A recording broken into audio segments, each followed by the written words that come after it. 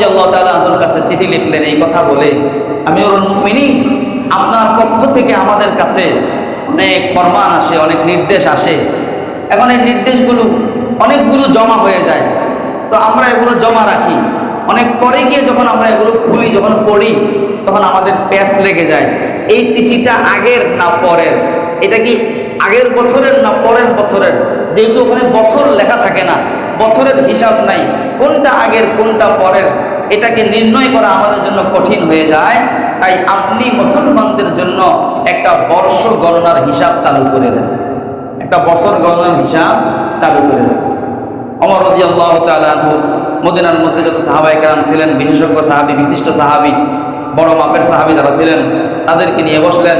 বসে বললেন যে আপনারা আমাকে পরামর্শ দেন, আমি একটা মুসলমানদের জন্য একটা আরবি সন, মুসলমান একটা ইসলামী সন প্রবর্তন করতে চাই, আপনারা আমাকে পরামর্শ দেন, এটা কিভাবে শুরু হতে পারে।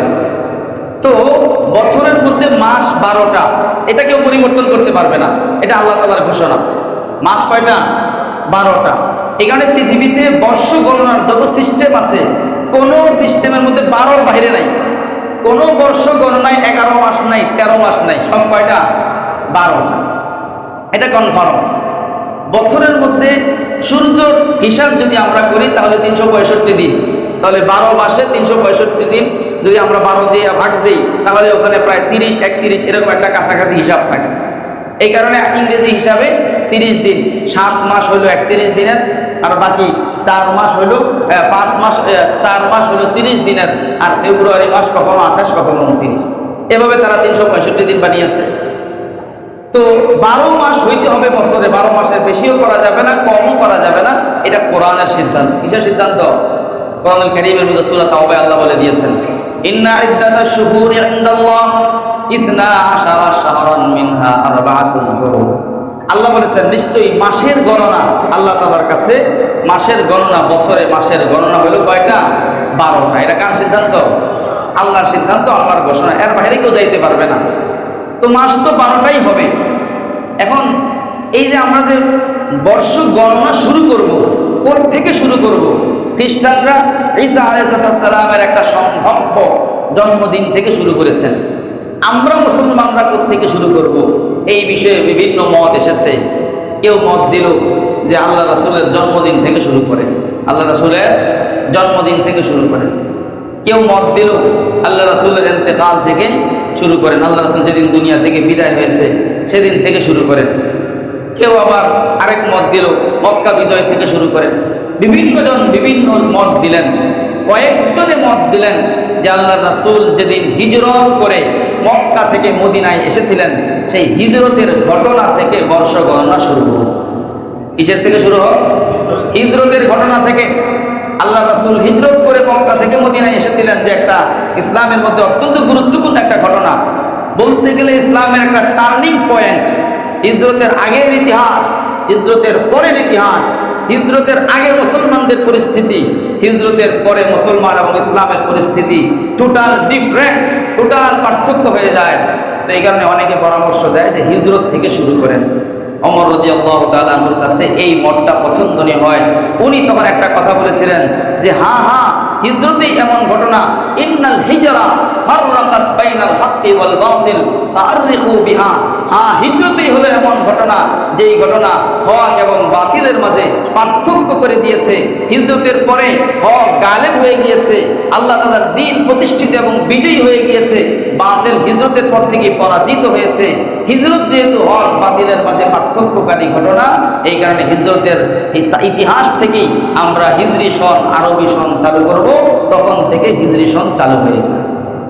তো হিজরত হয়েছে রবিউল আউয়াল মাসে, কিন্তু মুসলমানের সন, আরবি সন শুরু হয়েছে মুহররম থেকে। কারণ হইল আরবের যদিও নির্ধারিত কোনো সনের গণনা ছিল না, কিন্তু আরবদের মধ্যে অনেক আগে থেকে চলে আসতেছিল, তারা মুহররমকেই প্রথম মাস ধরত। মুহররমকেই প্রথম মাস, এই মাসগুলো আগে থেকে ছিল, মুহররমকেই প্রথম মাস ধরত। এখন যদি আবার হিজরত যেই মাসে হয়েছে ওইটাকে প্রথম বানায়, তাহলে চলমান হিসাব নষ্ট হয়। এটাকে নষ্ট করা দরকার নাই, নষ্ট করেন নাই, এই কারণে ওনারা মুহররম থেকে শুরু করেছেন। আর মুহররম হলো সেই 4 মাসের মধ্যে এক মাস, যেই 4 মাসকে আল্লাহ বলেছেন কোরআনের মধ্যে মিনহা আরবাআতুন হুরুম, 12টা মাসের মধ্যে আল্লাহ তাআলা সম্মানিত মাস বানিয়েছেন 4টি। এই সম্মানিত 4 মাসের প্রথম মাস হলো মুহররম। সম্মানিত 4 মাসের প্রথম মাস কি? মুহররম মাস। তাহলে আমরা আরবি সনের ইতিহাস সামান্য জানলাম যে আরবি সনের সূচনা হয়েছে হিজরতের ঘটনাকে কেন্দ্র করে। সেই প্রাসঙ্গিক ক্রমে যেহেতু হিজরি সন শুরু হয়েছে আজকে হিজরতের প্রথম তারিখ 1447 হিজরি সনের প্রথম তারিখ, আর হিজরতের কেন্দ্র করে এই সনের সূচনা, তাই আল্লাহ রাসূলের হিজরতটা ঘটনাটা কেমন ছিল এই বিষয়ে যদি সুযোগ হয় 2-4টা কথা বলবো। কি বলেন, শুনবেন আপনারা? হিজরতের ঘটনা জানার দরকার আছে। আল্লাহু আকবার। ওমর রাদিয়াল্লাহু তাআলা আনহুর কাছে অন্যান্য অনেক সূত্র আসছে, আরো অনেক প্রসঙ্গ আসছে যে ওগুলো দিয়ে সূচনা করা যায়, কিন্তু উনি হিজরতকে গ্রহণ করেছেন। বোঝা গেল হিজরতের ব্যাপারটা সাধারণ কোনো বিষয় না, অনেক গুরুত্বপূর্ণ, বাস্তবেই অনেক গুরুত্বপূর্ণ। আল্লাহ রাসূল সাল্লাল্লাহু আলাইহি ওয়াসাল্লাম নবুয়ত লাভ করেছেন আল্লাহ রাসূলের 40তম বর্ষে, 40তম বয়সে। নবী হওয়ার পরে 13 বছর পর্যন্ত মক্কায় ইসলামের দাওয়াত দিয়েছেন। এই 13 বছরের ইতিহাস, নির্যাতন নিপীড়নের ইতিহাস, মুসলমানদের উপরে নির্যাতনের স্টিম রোলার ইতিহাস, স্টিম রোলার চলার ইতিহাস, রক্তের ইতিহাস। মুসলমান শুধু মার খেয়েছে, মুসলমান শুধু অপদস্থ এবং লাঞ্ছিত হয়েছে। আল্লাহ রাসূলের উপরে অবর্ণনীয় নির্যাতন নেমে এসেছে। 13 বছরে আল্লাহ রাসূল কোনো কথা বলেন না, শুধু ক্ষমা করে গেছেন, আখলাক দেখিয়ে গেছেন। 13 বছর যখন পার হয়ে যায়, লম্বা একটা সময় যখন পার হয়ে যায়, আল্লাহ তাআলা দেখলেন যে আমার দিন, আমি ইসলাম দুনিয়াতে প্রেরণ করেছি, এটা তো শুধু মায়ের খাওয়ার জন্য না, মুসলমান দুনিয়াতে এসেছে শুধু নির্যাতিত হবার জন্য না। আল্লাহ তাআলা আল্লাহ রাসূলকে দুনিয়াতে কেন পাঠিয়েছেন সেই উদ্দেশ্য আল্লাহ তাআলা কোরআনের মধ্যে বলেছেন, হুয়াল্লাযী আরসালা রাসূলাহু বিল হুদা ওয়া দীনিল হাক্কি লিইয়ুযহিরাহু আলাদ দীনি কুল্লিহি ওয়ালাউ কারিহাল মুশরিকুন। আল্লাহ বলেন তিনি সেই আল্লাহ যিনি আরসালা রাসূলাহু, যিনি তার রাসূলকে পাঠিয়েছেন, দুনিয়ায় রাসূলকে প্রেরণ করেছেন, বিল হুদা ওয়া দীনিল হাক্কি, হেদায়েত দিয়ে পাঠিয়েছেন এবং সত্য দিন দিয়ে পাঠিয়েছেন। কেন পাঠিয়েছেন? আল্লাহ বললেন লিইয়ুযহিরাহু আলাদ দীনি কুল্লি, দুনিয়াতে যত ধর্ম আছে, দুনিয়াতে যত মত আছে, দুনিয়াতে যত শক্তি আছে, যত তন্ত্র মন্ত্র রয়েছে, যত মতবাদ রয়েছে, আমি আমার রাসূলের দ্বীনকে সব ধর্ম এবং মতবাদের উপরে বিজয়ী করার জন্য পাঠিয়েছি। ইসলাম দুনিয়াতে এসেছে কি হবার জন্য? বিজয়ী হবার জন্য। কি হবার জন্য? এটা কার ঘোষণা? ইসলাম দুনিয়াতে এসেছে বিজয়ী হবার জন্য। মুসলমান মন ভাঙার দরকার নাই, মন ভাঙার কারণ নাই। আজকের পৃথিবীতে আমরা যেখানেই দেখব মুসলমানের রক্ত ঝরতেছে। গাজায় 2 বছর যাবৎ নন স্টপ রক্ত ঝরতেছে। পৃথিবীর বিভিন্ন প্রান্তে ইসলাম মুসলমানদের রক্তে জমিন লাল। কিন্তু আল্লাহ বলেছেন ইসলাম দুনিয়াতে এসেছে বিজয়ী হবার জন্য। আল্লাহ রাসূল বলেছেন আল ইসলামু ইয়ালু ওয়া লা ইউলা আলাইহি, ইসলাম সব সময় বিজয়ী হবে, ইসলামকে কেউ নস্যাৎ করতে পারবে না। ইসলামের উপরে এখন যে নির্যাতন চলতেছে, এই নির্যাতন যদি আরো 10 গুণ বেড়ে যায়, আরো 100 গুণ যদি বেড়ে যায়, কিন্তু শেষ পরিণতিতে বিজয় মুসলমানদেরই হবে। বিজয় কাদের হবে? আপনাদেরকে এই বিষয়ে সন্দেহ আছে? কি বলেন? আপনারা কি মনে করতেছেন যে এই যাত্রায় ইসরায়েল টিকে গেল, এই যাত্রায় আমেরিকা বেঁচে গেল? ওই যে গত জুমায় বলছিলাম না যে আমেরিকায় বসবাস শুরু করেছি, এমন একটা দেশ যেই দেশে কেউ মিসাইল হামলা করবে দূরের কথা, মিসাইল তাক করার মতো সাহস নাই। আমেরিকায় আসছি, আপনারা কি মনে করেন যে আমেরিকা আজকের পৃথিবীর ফেরাউন, আজকের পৃথিবীর নমরুদের ভূমিকায় আছে আমেরিকা? সারা পৃথিবী যত অন্যায় হয়, যেখানে মুসলমানদের বিরুদ্ধে কোনো পদক্ষেপ হয়, আমেরিকা সেখানে অস্ত্র দিয়ে সহায়তা করে। এই যে আমেরিকার এই দাপট, এই যে বেপরোয়া সিদ্ধান্ত, যেখানে মন চায় সেখানে কাউকে লাগায়া দেয়, ইসরায়েলকে সে যেভাবে ইচ্ছা সেভাবে সাপোর্ট করতেছে, আবার বোমা হামলা করে আবার মনে মনে আবার বলে যে আমি নোবেল পাওয়ার উপযুক্ত। এই যে তাদের বেপরোয়া চালচলন, আপনারা কি মনে করেন এটা সবসময় এমনই থাকবে? আমেরিকা শেষ হয়ে যাবে, আমেরিকা শেষ হয়ে যাবে, আমেরিকা মিটে যাবে। আমেরিকার চাইতে শতগুণ শক্তি সম্পন্ন, পাওয়ার সম্পন্ন শক্তি ছিল রোম সাম্রাজ্য। সাম্রাজ্য, আমেরিকার চাইতে 1000 গুণ শক্তি সম্পন্ন ক্ষমতা ছিল পারস্য সাম্রাজ্য। মুসলমানের সামনে রোম আর পারস্য ভেঙে খান খান হয়ে গেছে, ভেঙে টুকরা টুকরা হয়ে গেছে। আমেরিকা থাকবে না, আমেরিকা থাকবে না। ইন্ডিয়ার এই শক্তি, নরেন্দ্র মোদীর এই নাপাক হাত, এই ক্ষমতা থাকবে না। পুরা হিন্দুস্তানের মধ্যে মুসলমানের ক্ষমতা প্রতিষ্ঠিত হবে। ওয়ালাকাদ কাতাবনা ফিজ জাবুরি মিন বাদিয যিকরি আন্নাল আরদা ইয়ারিসুহা ইবাদিয়াস সালিহুন। আল্লাহ বললেন, আমি কোরআনের মধ্যে লিখে দিয়েছি, আমি আসমানের সবগুলো কিতাবের মধ্যে লিখে দিয়েছি। কোরআন এবং কোরআনের পূর্বে আসমানে যতগুলো কিতাব ছিল, আল্লাহ বলেন সবগুলো কিতাবের মধ্যে আমি লিখে দিয়েছি। ইন্নাল আরদা ইয়ারিসুহা ইবাদিয়াস সালিহুন, নিশ্চয়ই এই জমিনের মালিকানা আমি আমার নেককার বান্দাদের হাতে দান করব। এই জমিনের মালিক আমি আমার নেককার বান্দাদেরকে বানাবো। জমিনের মালিক আল্লাহ নেককারদেরকে অবশ্যই বানাবেন। যার কারণে আমরা দেখলাম আফগানিস্তানের মধ্যে 20 বছর আমেরিকার আগ্রাসন, এর পূর্বে আরো 14 বছর সেই সোভিয়েত ইউনিয়নের আগ্রাসন, রাশিয়ার আগ্রাসন, প্রায় 34 বছর এদিক সেদিক মিলাইয়া প্রায় 50 বছরের নির্যাতন আগ্রাসন। এই 50 বছর পরেও আল্লাহর ইমানদার নেককার বান্দা যারা, আল্লাহ জমিনের ক্ষমতা তাদের হাতে দিয়ে দিয়েছেন, ঠিক কিনা? ক্ষমতা দিয়েছেন কিনা বলেন? আজকে হোক কালকে হোক সেটাই হবে, পরিণতিতে ফলাফলে সেটাই হবে যেটা আল্লাহ বলেছেন, আল্লাহ রাসূল বলেছেন। কারণ ইসলাম বিজয়ী হবে, আমরা বিজয়ী জাতি, আমরা বিজয়ী শক্তি। আল্লাহ মুসলমানদেরকে বিজয়ী হওয়ার জন্য দুনিয়াতে পাঠিয়েছেন। তবে শর্ত হলো আমরা সলিহুন হতে হবে, নেককার হতে হবে। কি হতে হবে? নেককার যতক্ষণ না হবো আমরা মার খেতে থাকবো। মুসলমানদের ঘিরে দাঁড়ানোর, ঘুরে দাঁড়ানোর, আপনি বলেন এই যে বাংলাদেশের পরিস্থিতি, আমি বলি দুঃখ লাগে, কষ্ট লাগে। আহা, এই ধরেন মানে একটা সিচুয়েশন চেঞ্জ হয় তো আরেকটা আসে, আবার এই যেই সেই, কি বলেন, এরকম পরিস্থিতি কিনা? আপনারা অনেকে কষ্ট পাবেন, মন খারাপ করবেন, কিন্তু বাস্তবতা কি এড়ানো যায়? বাস্তবতা কি এড়ানো যায়? সেই জুলুম, নির্যাতন, নিপীড়ন, মারামারি, হানাহানি, কাটাকাটি, ছিনতাইবাজি, দখলবাজি, ত্রাস, সন্ত্রাসী, এগুলো চলতেই থাকে, কোনো পরিবর্তন নাই। একবার চেঞ্জ হয়, আরেকবার হয়, আরেকবার হয়, আরেকবার হয়, সব জায়গায় ঘুরে ফিরে সেটাই। বলেন এই অবস্থার পরিবর্তন কোন জায়গায়?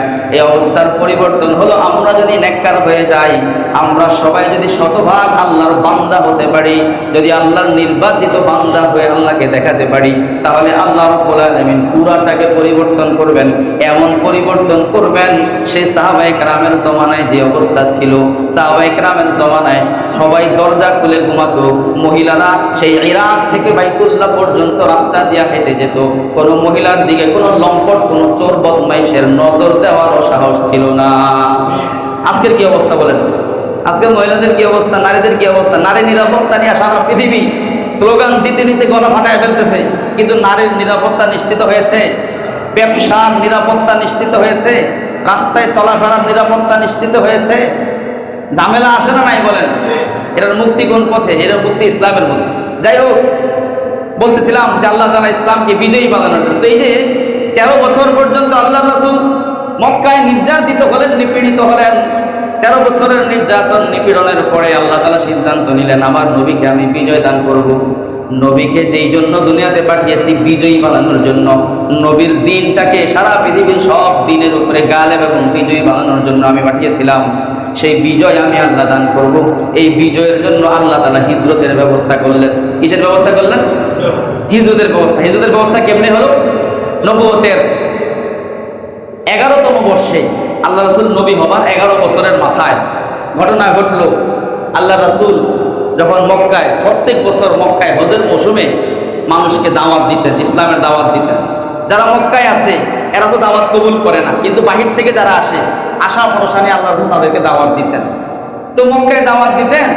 ওই সময় এই মক্কার যারা আবু জাহেল, আবু লাহাব, উতবা, শাইবা, যারা বিরোধী দল, বিরোধী শক্তি, তারা বলতো যে হে তো হজের সময়টাকে কাজে লাগায়, আমরা বুদ্ধি করে হজের মৌসুমে মক্কার বিভিন্ন প্রবেশ মুখে, যেখান দিয়ে মক্কায় ঢোকে, ওই জায়গায় আমাদের লোক বসায় দেব। তারা ঢোকার সময়, বহিরাগতদের ঢোকার সময়, বাহিরের লোক মক্কায় ঢোকার সময় তাদেরকে বলে দিবে, সাবধান সাবধান, মক্কায় একটা লোক নতুন আসছে, সে একটু পাগল টাইপের, নাউজুবিল্লাহ, সে অনেক কথাবার্তা বলবে তোমাদেরকে। তার কথাবার্তা, যদিও সে পাগল, কিন্তু তার কথাবার্তায় আছে জাদু, তার কথায় এমন জাদু আছে, ইউফাররিকু বাইনাল মারই ওয়া যাওজি বাইনাল আখি ওয়া আখিহি, সে তার জাদুময় কথা দিয়ে স্বামী স্ত্রীর মাঝে বিচ্ছেদ ঘটায়, তার জাদুময় কথার কারণে ভাই ভাইয়ের মাঝে বিভেদ ঘটে, পিতা এবং সন্তানের মাঝে বিভেদ ঘটে। সাবধান, তোমরা ওই লোকের কাছেও যাইবা। আরবিতে একটা প্রবাদ আছে, আল ইনসানু হারিসুন ফিমা মুনিয়া, মানুষের যেই কাজটা করতে বারণ করা হয় মানুষ সেটাই বেশি করে করে। কি বলেন? আল্লাহ রাসূল সাল্লাল্লাহু আলাইহি ওয়াসাল্লামের কাছে মিডিয়ার পাওয়ার ছিল না, সংবাদগুলো পৌঁছানোর ক্ষমতা ছিল না, শক্তি ছিল না, লোক নাই, কার মাধ্যমে মানুষের কাছে দাওয়াত পৌঁছাবেন? আল্লাহ রাব্বুল আলামিন বিরোধীদেরকে, আল্লাহ রাব্বুল আলামিন দ্বীনের দুশমনদের মাধ্যমে আল্লাহ রাসূলের মিডিয়ার কাজটা করিয়ে দিয়েছেন। তাদের কানে কানে পৌঁছে গেল, আরে মক্কায় নাকি একটা লোক আছে জাদুময় কথা বলে, আমরা তো আর এত বেশি বোকা নয়, আমরা শুনবো সে কি বলে, পছন্দ হইলে গ্রহণ করব, না হলে ছেড়ে দেব। এবার সব নতুন মানুষের কাছে দাওয়াত পৌঁছে যায়। মদিনা থেকে একদল লোক আসে বাইতুল্লাহ জিয়ারত করার জন্য, হজ করার জন্য, তাদের কানে আগেই পৌঁছে যায় মক্কায় একজন লোক আছে, এইবার হজ করি আর না করি ওই লোকটার সাথে সাক্ষাৎ করা লাগবে। নবুয়তের 11তম বর্ষে মদিনার একদল লোক আল্লাহ রাসূল সাল্লাল্লাহু আলাইহি সাল্লামকে খুঁজে বের করে, তো আয়েশা ওই লোকটা কোথায়, যেই লোকটার কাছে যাইতে নিষেধ করা হয়েছে, খুঁজে খুঁজে ওই লোকটার কাছে যায়। আল্লাহু আকবার। ঘটনাক্রমে কাহিনী আরেক জায়গায় আছে, সেটা হইল মদিনার মধ্যে ইহুদিদের বসবাস ছিল। ইহুদিরা অনেক বছর আগে থেকে পৃথিবীর বিভিন্ন জায়গা থেকে একত্রিত হয়ে মদিনায় আইসা বসবাস শুরু করেছে। কারণ ইহুদিদের ধর্মগ্রন্থ তাওরাত এবং ইনজিলের মধ্যে লেখা আছে শেষ জমানায় ইয়াসরিবে, খেজুর গাছ বেষ্টিত একটা অঞ্চলে মুহাম্মদুর রাসূলুল্লাহ নামে একজন নবী আসবেন, উনি আখিরি নবী, ওই নবী বিজয়ী হবেন, ওই নবীর সাথে যারা থাকবে তারা বিজয়ী শক্তি হবে। ইহুদিরা জানে, মুশরিকরা জানে না। মদিনার যারা থাকে আনসার, এরা ছিল মুশরিক, পড়ালেখা নাই, শিক্ষিত লোক না, এডুকেশনাল পাওয়ার তাদের নাই, কিন্তু ইহুদিদের কাছে বই পুস্তক আছে, কিতাব আছে, ইতিহাস জানে, তাদের কিতাবের মধ্যে নবী মুহাম্মদের ভবিষ্যৎবাণী করা আছে। তারা নবী মুহাম্মদ যেহেতু মদিনায় আসবে, এই কারণে 100 বছর আগে থেকে মদিনায় আইসা অবস্থান করতেছে ইহুদিরা। ইহুদিদের 3টা গোত্র ছিল মদিনায়, বনু নজির, বনু কাইনুকা, বনু কুরাইজা। এই 3 দল আইসা মদিনায় বসবাস করতেছে, কিসের আশায়? শেষ নবীকে পাওয়ার আশায়। এবং তাদের সাথে যখনই মদিনার মধ্যে 2টা গোত্র, মুশরিকদের 2টা গোত্র ছিল, কবিলায়ে আউস, কবিলায়ে খাজরাজ। কবিলায়ে আউস, কবিলায়ে আউস গোত্র, খাজরাজ গোত্র। আপনারা শুনে রাখেন, সব মনে থাকবে না। তো 2টা গোত্র ছিল। এই যখনই মদিনার আসল অধিবাসী, আসল বসবাসকারী হলো এই 2 গোত্র, আর ইহুদিরা হলো ভাড়াটিয়া। তো মাঝে মাঝে ইহুদিদের সাথে মদিনার যারা আসল অধিবাসী তাদের মারামারি হইত, কারণ ইহুদি কোনো জায়গায় থাকবে আর মারামারি হবে না, এটা কল্পনাও করা যায় না। তো তাদের সাথে মারামারি হতো, মারামারি লাগলে ইহুদিরা মার খাইত। ইহুদিরা মার খেয়ে বলতো, এখন আমরা মার খাইলাম, অল্প কয়েকদিনের মধ্যেই শেষ জমানার নবী আসতেছে, তোমরা তো শেষ জমানার নবীকে চিনো না, আমরা চিনি, ওই নবী আসলে আমরা আগে আগে, যেহেতু আমরা চিনি, আমরা আগে আগে ওই নবীর হাতে হাত দিয়ে মুসলমান হয়ে যাব, তখন আমরা নবীর সাথে মিলে তোমরা মারব। তারাই হুমকি দিত। তো ওই যে মদিনার যারা মুশরিক ছিলেন, আউস খাজরাজ, তাদের মনে এই কথাটা গেঁথে গেছে, আমাদের এলাকায় তো একজন লোক আসার কথা। তো তারা মাঝে মাঝে শুনতো ওই লোকটা কেমন হবে, চেহারা কেমন হবে, ওই লোকের মাথা কেমন হবে, ওই লোকের হাত পা কেমন হবে, ওই লোকের কথা বলার ধরন কেমন হবে, চলাফেরা কেমন হবে, পোশাক আশাক কেমন হবে, রুচি স্বভাব কেমন হবে, এগুলো সব আল্লাহ তাআলা পূর্ববর্তী কিতাবের মধ্যে লিখে দিয়েছেন। সুবহানাল্লাহ। তো এগুলো ইহুদিদের কাছে ছিল, তারা এগুলো বলতো, মুশরিকদের কাছে বলতো। তো মুশরিকরা শুনছে যে শেষ জমানার নবীর চেহারা এমন হবে, কান এমন হবে, নাক এমন হবে, চুল এমন হবে, হাত পা এমন হবে, কিছু কিছু শিখছে। যখন ওই কয়েকজন লোক আল্লাহ রাসূল সাল্লাল্লাহু আলাইহি ওয়াসাল্লামের দরবারে পৌঁছে যায়, মক্কার মধ্যে খুঁজে ওই পাগল লোকটাকে খুঁজে বের করে। যখন এই পাগল লোকটার কাছে যায়, 6 জনের একটা কাফেলা, কয়জনের? 6 জনের একটা কাফেলা সর্বপ্রথম। এই 6 জনের কাফেলার মধ্যে একজন হলেন আসাদ ইবনে জুরারা রাদিয়াল্লাহু তাআলা আনহু, আউফ ইবনে আল হারিস রাদিয়াল্লাহু তাআলা আনহু, রাফি ইবনে মালিক রাদিয়াল্লাহু তাআলা আনহু, উতবা ইবনে আমির রাদিয়াল্লাহু তাআলা আন, উকবা ইবনে আমির রাদিয়াল্লাহু তাআলা আন, সর্বশেষে প্রসিদ্ধ সাহাবী জাবির ইবনে আব্দুল্লাহ রাদিয়াল্লাহু তাআলা আন। এই 6 জন মানুষ এখন মুশরিক। ওই যে বলেছে মক্কার কাফেররা একজন পাগল আছে, তার কাছে যাও না। এই 6 জন যুবকের একটা দল বলল, চলো দোস্ত পাগলটাকে খুঁজে বের করি, একটু দেখি। তারা খুঁজতে খুঁজতে আল্লাহর রাসূলের দরবারে পৌঁছে যায়। আল্লাহর রাসূলের চেহারার দিকে যখন তাকায়, সঙ্গে সঙ্গে মনে পড়ে যায় আমাদের দেশের ইহুদিরা যেই লোকটার কথা বলতো শেষ জমানায় নবী হিসাবে আসবে, এই লোকটাকে দেখতে শুভ তার মতোই মনে হয়। চেহারা দেখে চিনে ফেলছে, চেহারা দেখে কি করছে, চিনে ফেলছে। এবার তারা আল্লাহ রাসূল সাল্লাল্লাহু আলাইহি ওয়াসাল্লামের কাছে জানতে চায়, ও মুহাম্মদ আপনি কিসের কথা বলেন, আমাদেরকে একটু বলেন। আল্লাহ রাসূল তাদেরকে আল্লাহর একাত্মবাদের কথা বললেন, তাওহীদের কথা বললেন, ঈমানের মৌলিক কিছু বিষয় নিয়ে আলোচনা করলেন, আখিরাতের কথা বললেন, পূর্ববর্তী নবীদের কথা বললেন। আল্লাহ রাসূলের কথা বলার ধরন থেকে আল্লাহ রাসূলের কথার শব্দগুলো শুনে তারা বুঝে ফেললো এটা দুনিয়ার কোনো মানুষের কথা না। যেহেতু তাদের অন্তরের মধ্যে আল্লাহ ঈমানের নূর ঢেলে দিয়েছিলেন, তাদের অন্তরকে যেহেতু আল্লাহ ঈমানের জন্য কবুল করেছেন, তাদের কান দিয়ে কথাগুলো প্রবেশ করার সঙ্গে সঙ্গে তাদের বিশ্বাস হয়ে যায়, নিশ্চিত হয়ে যায় এটা মানুষের কোনো কথা নয়, সরাসরি আসমান থেকে নাজিল হওয়া আল্লাহর কথা। ওই 6 জন মানুষ ওই প্রথম মজলিসে আল্লাহ রাসূলের হাতে হাত রেখে মুসলমান হয়। এটা হলো আল্লাহ রাসূল নবী হওয়ার 11তম বছর। এই প্রথম মদিনাবাসীর আল্লাহ রাসূলের সাথে সাক্ষাৎ এই 6 জন সাহাবী।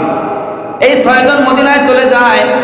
আল্লাহ রাসূল তাদেরকে বলে দেন, তোমরা মদিনায় চলে যাও, মদিনায় গিয়ে আমি যেই কথাগুলো তোমাদেরকে বললাম, দ্বীনের মোটা মোটা কথা, ইসলামের মৌলিক কথা, এগুলো তোমরা শোনাইতে থাকো। এই 6 জন আইসা মেহনত করতে থাকে। 1 বছর মেহনত করার পরে দ্বিতীয় বছর আবার তারা মক্কায় যায়। 1 বছর পরে নবুয়তের 12তম বছর, নবুয়তের 12তম বছর তারা আবার মক্কায় যায়। ওই সময় এই 6 জনের কাফেলা 12 জনে পরিণত হয়। 1 বছরের মাথায় কয়জন হইল? আর 6 জন। আর কয়জন? 6 জন। আগের 6 জন আর এখন 6 জন, মোট কয়জন হইল? দ্বিতীয় বছর হজের মৌসুমে আল্লাহ রাসূলের সাথে 12 জন সাক্ষাৎ করে। 12 জন উপস্থিত হয়েছে মক্কায়, কিন্তু শুধু মুসলমান 12 জন না, মদিনার মধ্যে আরো অনেক মানুষ মুসলমান হয়ে গেছে, কিন্তু সাক্ষাৎ করার জন্য গিয়েছে 12 জন। এবার এই 12 জন আল্লাহ রাসূলের সাথে 12তম বর্ষে সাক্ষাৎ করে বলে, ইয়া রাসূলুল্লাহ, মদিনার মধ্যে অনেক মানুষ মুসলমান হয়ে গিয়েছে ভিতরে ভিতরে, এই মানুষগুলার দ্বীন শেখানোর জন্য, তাদেরকে নামাজ শেখানোর জন্য, তাদেরকে ইসলামের বিধি বিধান শেখানোর জন্য আমাদের 2 জন হুজুর দরকার। 2 জন কি দরকার? হুজুর দরকার। কি কর আপনারা মসজিদ বানায় যান না, মাদ্রাসায় হুজুর আমরা মসজিদ বানাইছি, আমরা মসজিদ চালানোর জন্য, নামাজ পড়ানোর জন্য, আমরা ওযু গোসল শিখাইবে, এজন্য কি দরকার? 2 জন হুজুর দরকার, মাওলানা দরকার।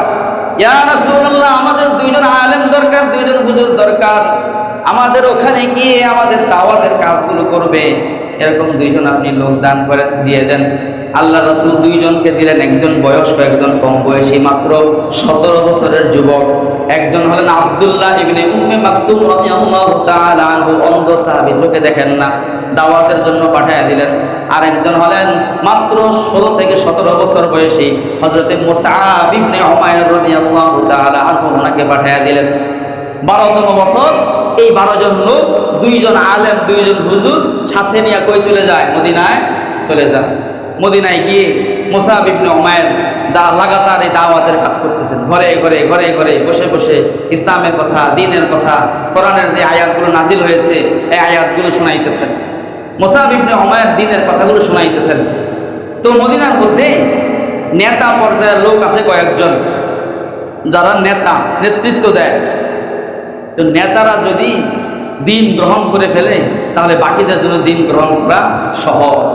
এই কারণে তারা দাওয়াতের কাজ আমরা করি, আমাদের উচিত নেতৃত্ব পর্যায়ে যারা রয়েছে তাদেরকে দ্বীনের দিকে আগায় আনা। কারণ জানেন, আমাদের এই এলাকার মধ্যে সবাই কি নেতা? ভাই, হাতে গোনা কয়েকজন না নেতা।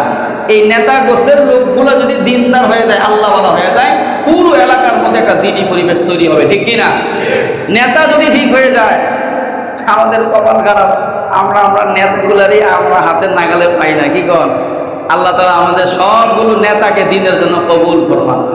দুশ্মনী করে কি লাভ? দিন শেষে তারা তো আমাদেরই ভাই। কি বল?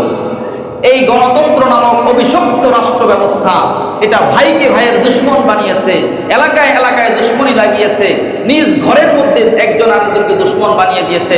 ইসলাম বলে পৃথিবীর যেখানেই কালিমা বলে একজন মুসলমান রয়েছে সে তোমার ভাই, কিন্তু গণতন্ত্র বলে যে এই দল করে সে তোমার, যে ওই দল করে সে তোমার দুশ্মন। নাউযুবিল্লাহ। গণতন্ত্র আমাদের মধ্যে বিভেদ সৃষ্টি করে দিয়েছে, কিন্তু ইসলাম আমাকে বলে যে কালিমা পড়ে সে আমার কি ভাই। এখন মুসলমানের পরিচয় কালিমা দিয়া হয় না, এখন মুসলমানের পরিচয় ইসলাম দিয়া হয় না, এখন মুসলমানের পরিচয় মার্কা দিয়া আর ব্যানার দিয়া হয়, ঠিক কিনা? মুসলমান মুসলমানের সাথে আচরণ মার্কা দীক্ষা করে, তুই কোন মার্কা? নাউযুবিল্লাহ। এই গণতন্ত্র ক্ষুদ্র ক্ষুদ্র ক্ষুদ্র ক্ষুদ্র দলে বিভক্ত করে ফেলেছে মুসলমান। একজন আরেকজনকে সামান্য স্বার্থে শুধু মার্কার ব্যবধান হওয়ার কারণে হত্যা করে ফেলে, একবার চিন্তা করে না এই হত্যার কারণে আমি জাহান্নামে যাব, কারণ সে কালিমাওয়ালা মুমিন। মুসলমান মুসলমানকে মূল্যায়ন করবে কি দিয়ে? কালিমা দিয়ে। কি দিয়ে? না মার্কা দিয়ে। যেই মার্কা আমার মাঝে বিভেদ সৃষ্টি করবে, মার্কার কারণে যদি মুসলমানের মাঝে বিদ্বেষ এবং শত্রুতা সৃষ্টি হয়, এলাকার মধ্যে বিভেদ এবং শত্রুতা সৃষ্টি হয়, ওই মার্কাকে আমি পিছনে ফেলি। মার্কা এটা একটা সাময়িক পরিচয় হতে পারে, সাময়িক একটা বিষয় থাকতে পারে। আমার আসল পরিচয় কি? ঈমান। আসল পরিচয় কালিমা, আসল পরিচয় তাওহীদ। কথাগুলো খারাপ লাগতেছে আপনাদের? আল্লাহ আমাদেরকে বুঝার তৌফিক দান করেন। আমরা এই মার্কার মারপিট থেকে বাঁচবো না যতদিন পর্যন্ত গণতন্ত্র নামক অভিশপ্ত জীবন ব্যবস্থা আমাদের থেকে বিদায় না নেবে। এই মার্কার মারপিট থেকে, মার্কার হাঙ্গামা থেকে আমরা বাঁচতে পারবো। আল্লাহ তাআলা আমাদেরকে এই হাঙ্গামা থেকে বাঁচার তৌফিক দান করেন। তো বলতেছিলাম, ওনারা মুসাব ইবনে উমাইরকে পাঠিয়ে দিলেন, উনি যায়া এই চেষ্টা করতেছেন। তো একদিন উনি এক ঘরের মধ্যে দাওয়াতের কাজ করতেছেন, দাওয়াতের কাজ করতেছেন। কথাগুলো বাস্তব কথা, কিন্তু পরিস্থিতিটা এমন হয়ে গেছে যে কোনো ইমাম সাহেব দরদ নিয়ে, কোনো খতিব দরদ নিয়ে মুসলমানের দৃষ্টিভঙ্গিকে পরিশুদ্ধ করার ইচ্ছা করলেও পরিস্থিতি এত জটিল হয়ে গেছে, হ্যাঁ মনে করে হ্যাঁ খালি আমরার বিরুদ্ধে করে। হুজুরিকে আপনাদের বিরোধিতা করার জন্য এখানে বসছেন, বিরোধিতা করলে আমার কেউ টাকা দেয়? কি বলে? মুসলমান ইমানের সম্পর্ক, মহব্বতের সম্পর্ক। আরে ভাই, যেই পরিচয় নিয়ে আমরা দুনিয়াতে আসি, কিয়ামতের ময়দানে সবাই একটা পরিচয় নিয়ে আল্লাহর সামনে দাঁড়াবো, এক পরিচয়, আমরা এক কাতারবদ্ধ হব। এই পরিচয়ে যে মিলবে সে এক কাতারে থাকবে। সেই পরিচয় হলো কালিমায়ে তাওহীদের পরিচয়। যত কালিমায়ে তাওহীদ ওয়ালা আছে, যত উম্মতে মুসলিমা আছে, যত মুহাম্মদুর রাসূলুল্লাহর উম্মতের পরিচয়ের কার্ড যার কাছে আছে, উম্মতে মুহাম্মদী হবার কার্ড, উম্মতে মুহাম্মদী হবার সার্টিফিকেট যার কাছে আছে, সে এক কাতারে দাঁড়াইতে পারবে। এই কার্ড যার কাছে নাই, যতই দলীয় সম্পর্ক থাকুক, যতই রাজনৈতিক সম্পর্ক থাকুক, এই তাওহীদের কার্ড যার কাছে নাই, উম্মতে মুহাম্মদী হবার কার্ড যার কাছে নাই, ওই লাইনের মধ্যে সে জায়গা পাবে। এটাই তো পরিচয় আল্লাহর সামনে দাঁড়ানো, এটাই তো মূল্যায়ন করা উচিত। মুসাব ইবনে উমাইর দাওয়াত দিতেছেন, উসাইদ ইবনে হুদায়র মদিনার একজন নেতা উপস্থিত হয়ে গেলেন। উসাইদ ইবনে হুদায়র উপস্থিত হয়ে বলে, ও মুসাব, কি করতেছো তুমি? শুনলাম তুমি এমন কিছু কথা বলো যেই কথার কারণে ঘরে ঘরে বিভেদ সৃষ্টি হয়। স্ত্রী স্বামীকে ছেড়ে তোমার দিন গ্রহণ করতেছে, স্বামী থেকে আলাদা হয়ে যায়। স্বামী স্ত্রীকে বাদ দিয়ে তোমার দিন গ্রহণ করে, স্বামী থেকে স্ত্রী থেকে আলাদা হয়ে যায়। তুমি আমাদের দেশে এসে নতুন কথা বলতেছ, ফিতনা ছড়াইতেছ কি জন্য? এখনই এখান থেকে চলে যাও, এগুলো বাদ দাও। মুসাব ইবনে উমাইর রাগ হলেন না, উনি বললেন যে ভাইজান, আপনি নেতা মানুষ, আপনি সম্মানিত মানুষ, এলাকার নেতৃত্ব পর্যায়ের ব্যক্তি, আপনি, আল্লাহ আপনাদের বুদ্ধি দিছে। কি বলেন? নেতাদের সাথে সম্মান দিয়েই কথা বলতে হয়, সেটা গেলে উপায় থাকবে? মুসাব ইবনে উমাইর ওনাকে অনেক বুঝাইলেন যে আপনি অনেক মেধাবী মানুষ, যোগ্য মানুষ, আপনি রাষ্ট্র চালান, দেশ চালান, আপনার বুঝ আছে, আপনি আমার সাথে বসেন, আমি 5 মিনিট আপনার সাথে একটু আলোচনা করি, আমার কথা যদি খারাপ হয় ফেলে দিবেন, আমি চলে যাব। ভালো হইলে গ্রহণ করলেন, একটু শোনেন। বলছে, হ্যাঁ তুমি তো ভালো কথা বলেছ, আচ্ছা বলো তুমি কি বলো। মুসাব ইবনে উমাইর রাদিয়াল্লাহু তাআলা আনহু, উসাইদ ইবনে হুদায়র মদিনার একজন নেতা, তার সামনে কোরআনের কয়েকটা আয়াত তেলাওয়াত করলেন। কোরআনের কিছু আয়াত যখন উসাইদ ইবনে হুদায়র শুনলেন, উনি সঙ্গে সঙ্গে বলে ফেললেন, মা আতিয়াবা হাযাল কালামি ওয়া মা আজমালাহু ওয়া লাইসা হাযা মিন কালামিল বাশার। বললেন, আহা কত পবিত্র কথা, কত সুন্দর কথা। আমার জীবনে কত বয়ান, কত বক্তৃতা, কত সেমিনারে গেলাম, কত রাজনৈতিক নেতাদের মঞ্চ কাঁপানো ভাষণ শুনলাম, রাজপথ ভাঙ্গার ভাষণ শুনলাম, কিন্তু এত পবিত্র কথা, এত চমৎকার কথা জীবনে কোনোদিন শুনি না। পবিত্র সুন্দর কথা কোনটা? কোরআনের কথা। কোনটা কথা? কোরআনের কথা। সঙ্গে সঙ্গে উনি বললেন, ভাই তুমি আমারে মুসলমান বানায় দাও। মুসলমান হওয়ার জন্য কি লাগবে? বলছে, তুমি পবিত্র হয়ে আসো, কালিমা পড়লেই মুসলমান হয়ে যাবে। তো উনি পবিত্র হয়ে আসলেন, কালিমা পড়ে মুসলমান হয়ে গেলেন। এক গোত্রের নেতা মুসলমান হয়ে গেলেন। এবার বলে, ভাই আরেকটা গোত্র আছে, আউস গোত্র। সেই গোত্রের নেতা হইল সাদ ইবনে মুআজ। ও যদি মুসলমান হয়ে যায়, মদিনায় কাজ করার ক্ষেত্রে তোমার আর কোনো বাধা নাই। কি বলেন? বিভিন্ন এলাকায় নেতা কয়েকজনে ভাগাভাগি করে থাকে না, এই অংশের নেতা অমুক, এই অংশের নেতা তমুক। তো বলে, ভাই আমি তো দক্ষিণেরটা হয়েছি, কারণ উত্তরের নেতা যদি ঠিক হয়ে যায় তাহলে পুরো এলাকা আমাদের। তো এখন আউস গোত্রের নেতা হলো সাদ ইবনে মুআজ, আমি তারেও নিয়ে আসি। সাদ ইবনে মুআজের কাছে যখন গেলেন, প্রথম উনি খেপা গরম, মিয়া তুমি শুনলাম তুমি গেছো তাকে সাইজ করার জন্য, এখন তুমি যে অন্যরকম হয়ে গেলা, কয়েকটা সাইজ পরে করবা, আসো তার কথা আগে শোনো। সাদ ইবনে মুআজ আইসা, উনিও অনেক গরম, অনেক হিট। পরে উনিও মুসাব ইবনে উমাইর বলেন, আপনি গরম হয়েন না, আমাকে একটু সময় দেন, আমি ছোট মানুষ, আপনি মেধাবী মানুষ, যোগ্য মানুষ, বসেন, পছন্দ হইলে আপনি গ্রহণ করবেন। সাদ ইবনে মুআজকে সামনে বসে কিছু কোরআনের আয়াত তেলাওয়াত করেছেন। কোরআনের আয়াত পৃথিবীর কোন মানুষের কথা নয়। কার কথা? আল্লাহর কথার মধ্যে পাওয়ার আছে না নাই? কোরআনের কয়েকটা আয়াত তেলাওয়াত করলেন। সাদ ইবনে মুআজ বলেন, কোরআনের আয়াত আমার কান দিয়ে প্রবেশ করে, আমি দেখলাম আমার কান দিয়ে শুধু শব্দ যায় না, আমার কান দিয়ে যেন জান্নাতের সুবাতাস প্রবাহিত হচ্ছে। কোরআনের আয়াতগুলো যখন শুনলাম, আমার অন্তরের মধ্যে ঈমান বসে যায়। সঙ্গে সঙ্গে বললাম, ও ভাই তুমি আমাকে পবিত্র করে কিভাবে মুসলমান হওয়া যায় মুসলমান বানায় দাও। সাদ ইবনে জুরারা মুসলমান হয়ে গেলেন, সাদ ইবনে মুআজ মুসলমান হয়ে গেলেন। যখন দুই নেতা মুসলমান হয়ে যায়, মদিনার মধ্যে ইসলাম গ্রহণের সিরিয়াল পড়ে যায়। সুবহানাল্লাহ। এরপরে বিশাল একটা অংশ মদিনায় মুসলমান হয়ে যায়।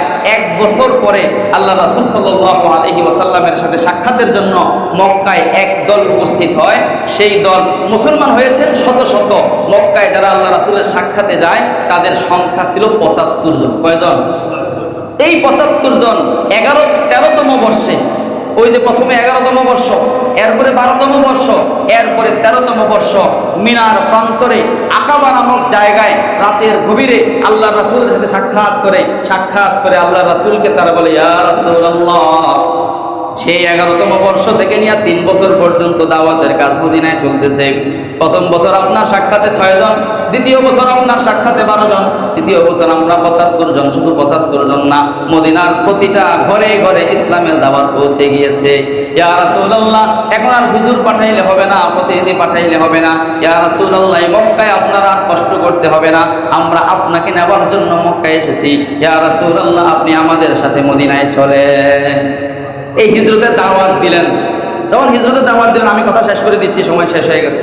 হিজরতে যখন দাওয়াত দিলেন, তো আল্লাহ রাসূল বললেন, তোমরা আমার সাথে প্রতিশ্রুতিবদ্ধ হও, তোমরা আমাকে মানবা, হ্যাঁ, তোমরা আমাকে আনুগত্য করবে। আনতুতিউনি ফিল মাকরাহি ওয়াল মানশাতি ফিল উসরি ওয়াল ইসর। জটিল পরিস্থিতিতে আমাকে মানবে, স্বাভাবিক অবস্থায় আমাকে মানবে, কষ্টে পড়লেও আমাকে মানবে, সুবিধায় থাকলেও আমাকে মানবে, অসুবিধায় থাকলেও আমাকে মানবে। কি বলেন? ইসলামকে মানতে হবে, সুবিধা হইলেও মানতে হবে, অসুবিধা হইলেও মানতে হবে। হুজুর আমার পক্ষে বললে হুজুরকে মানলাম, আমার মতের বিপক্ষে গেলে মানলাম না। ইসলাম মানা হয় না।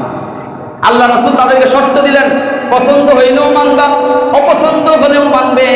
আমাকে মাইন্না যদি তোমাদের সুবিধা হয় তাহলেও মানবে, যদি অসুবিধা হয় তাহলেও মানবে। সবাই রাজি হয়ে যায়। ইয়া রাসূলুল্লাহ, যেভাবে বলেন আমরা সেভাবেই মানব। আমরা আমাদের জান মাল, আমাদের সন্তানের জান মাল সব কিছু দিয়ে আপনাকে আমরা সুরক্ষা দেব, এই কথার উপর আপনার সাথে প্রতিশ্রুতি দিচ্ছি। আল্লাহ রাসূল হাত সম্প্রসারিত করলেন, হাত বাড়ালেন। ৭৫ জন মানুষ, নারী পুরুষ, এর মধ্যে 2 জন মহিলা আর ৭৩ জন পুরুষ। ৭৩ জন পুরুষ হাত সামনে দিচ্ছেন, আল্লাহ রাসূলের হাতে হাত রেখে বাইআত করবেন।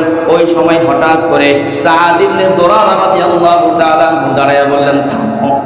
দাঁড়ায় বললেন কি, থামো, আমার একটা কথা আছে। ও মদিনাবাসী, ও ইয়াসরিববাসী, মদিনার আগের নাম ইয়াসরিব, ও ইয়াসরিববাসী একটু থামো, একটু চিন্তা করে নাও। ঐতিহাসিক চুক্তি হইতেছে, কি করতেছো একটু বুঝে নাও। তোমরা যার হাতে হাত রেখে আজকে বায়াত করতেছো তিনি কে একটু বুঝে নাও। তিনি হলেন সাধারণ কোনো মানুষ নন, তিনি হলেন মুহাম্মাদুর রাসূলুল্লাহ। ওয়া ইন্না ইখরাজাহু মুনাযাআতুল লিল আরবি কাফা। ভালো করে বুঝে নাও, মুহাম্মাদুর রাসূলুল্লাহকে যদি আজকে তোমরা সাথে করে মদিনায় নিয়ে যাও, তাহলে সারা আরবের মধ্যে যতগুলো গোষ্ঠী আছে, যতগুলো গোত্র আছে, যতগুলো অঞ্চল আছে, সবগুলো অঞ্চল একত্রিত হয়ে তোমাদের বিরুদ্ধে লেগে যাবে। কি কি হবে বলে দিচ্ছি। সব গোত্র গোষ্ঠী, সব অঞ্চল একত্রিত হয়ে তোমাদের বিরুদ্ধে লেগে যাবে এবং সবাই একত্রিত হয়ে তোমাদের শ্রেষ্ঠ মানুষগুলাকে হত্যা করার জন্য আসবে।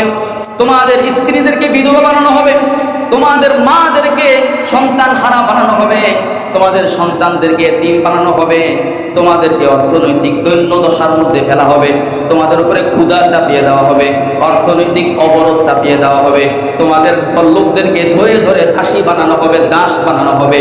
কঠিন থেকে কঠিন পরিস্থিতি তোমাদের উপর নেমে আসবে। তোমরা সবর করতে পারবা কিনা বলো? যদি ধৈর্য ধারণ করতে পারো তাহলে তো তোমরা আখিরাতে সফল হয়ে যাবে। যদি ধৈর্য ধারণ না করে মুহাম্মদের সঙ্গ ছেড়ে দাও, তাহলে তোমাদের উপর আল্লাহর এমন আযাব নেমে আসবে যে আযাব আর কারো উপরে আসে নাই। সুতরাং সুযোগ এখানেই আছে, কি করবা বলো? এত সোজা না মুহাম্মদুর রাসূলুল্লাহকে মেনে নেওয়া। মানলে সারা পৃথিবীর বিপদ তোমাদের উপরে আসবে। আজকে গাজার মধ্যে আমি ঈদের দিনের আলোচনায় বলেছিলাম, গাজার উপরে যে এত নির্যাতন নিপীড়ন, আপনারা কি মনে করেন আজকে যদি গাজা মেনে নেয় যে নেতানিয়াহুর সিদ্ধান্ত মেনে নেব, যেমন অন্যান্য অঞ্চলগুলো মেনে নিয়েছে, আরবের অন্যান্য অঞ্চলগুলো মেনে নিয়েছে, আমেরিকার সিদ্ধান্ত আমরা মেনে নেব, গাজার সাথে আমেরিকার যদি একটা কম্প্রোমাইজ হয়ে যায়, হামাসের মুজাহিদদের সাথে যদি নেতানিয়াহুর বাহিনীর আমেরিকার যদি একটা কম্প্রোমাইজ হয়ে যায়, একটা আন্ডার মিউচুয়াল যদি হয়ে যায়, কি বলেন, পৃথিবীতে অনেক জায়গায় যুদ্ধ লাগে, যুদ্ধ থামে, মিউচুয়াল হয়ে তো থামে, নেগোসিয়েশন হয় কি হয় না বলেন? ইরানের সাথে যুদ্ধ লাগছে, নেগোসিয়েশন হয়েছে না? যুদ্ধ থামছে কিনা? পৃথিবীর কত জায়গায় যুদ্ধ লাগে, মিউচুয়াল হয়, নেগোসিয়েশন হয়, যুদ্ধ থেমে যায়। গাজাবাসীটা থামে না কেন? ওই যে নেগোসিয়েশন, এটা হচ্ছে না। তাদের একটা কথা, সবাই শহীদ হয়ে যাবো, তোদেরটা মানবো না। এটার নাম ঈমান। এটার নাম কি? ঈমান। আগে বুঝে নাও, যদি তো মুহাম্মদকে গ্রহণ করো সব বিপদ আসবে। আগে সিদ্ধান্ত নাও কি করবা। তো সাদ ইবনে জুরারা যখন এই কথা বলছে, বাকিরা সবাই এক কথায় বলে উঠলো, আমি তান্না ইয়া সাদ, ও সাদ সরো তুমি সামনে থেকে, আমরা অবুঝ না বুঝে আসে নাই। মুহাম্মদকে গ্রহণ করার পরে আমাদের উপরে যা কিছু আসুক, আমাদের সন্তানরা এতিম হোক, স্ত্রীরা বিধবা হোক, আমরা আমাদের সন্তানদেরকে হারায় ফেলি, আমাদের সব কিছু হাতছাড়া হয়ে যাক, সর্ব অবস্থায় আমরা মুহাম্মদের হাতে যে হাত দিয়েছি, মৌতের আগ পর্যন্ত এই হাতটা আর কোনোদিন ছাড়বো না। ও নবী, আপনি শুধু এতটুকু বলেন, আমরা যদি আপনার সঙ্গে শেষ পর্যন্ত লেগে থাকি আমাদের কি হবে? আল্লাহ রাসূল বললেন, আমার সাথে তোমরা জান্নাতে থাকবা। সুবহানাল্লাহ। আমার সাথে তোমরা কই থাকবা? বায়াত হয়ে গেল, হিজরতের সিদ্ধান্ত হয়ে গেল। এরপরের থেকে আল্লাহ রাসূল সাহাবায়ে কেরামকে নির্দেশ দিলেন, আল্লাহ তাআলা তোমাদের জন্য একটা আবাসনের ব্যবস্থা করে দিয়েছে, ওখানে তোমরা চলে যাও। এই হলো হিজরতের ঘটনা। আমি পুরোটা তুলে ধরতে পারি নাই, সামনে আবার আলোচনা করবো ইনশাআল্লাহ। সেই হিজরতকে সামনে রেখেই, সেই মহান হিজরতের ইতিহাসকে সামনে রেখে হিজরি সনের সূচনা হয়েছে। আল্লাহ রাব্বুল আলামিন হিজরতের ইতিহাস থেকে আমাদেরকে শিক্ষা গ্রহণ করার তৌফিক দান করেন। সেই আনসারী সাহাবীদের ঈমানের শক্তিতে আমাদেরকে শক্তিমান, ঈমানের বলে বলিয়ার হওয়ার তৌফিক দান করেন। ওয়া আখিরু দাওয়ানা আলহামদুলিল্লাহি রাব্বিল আলামিন।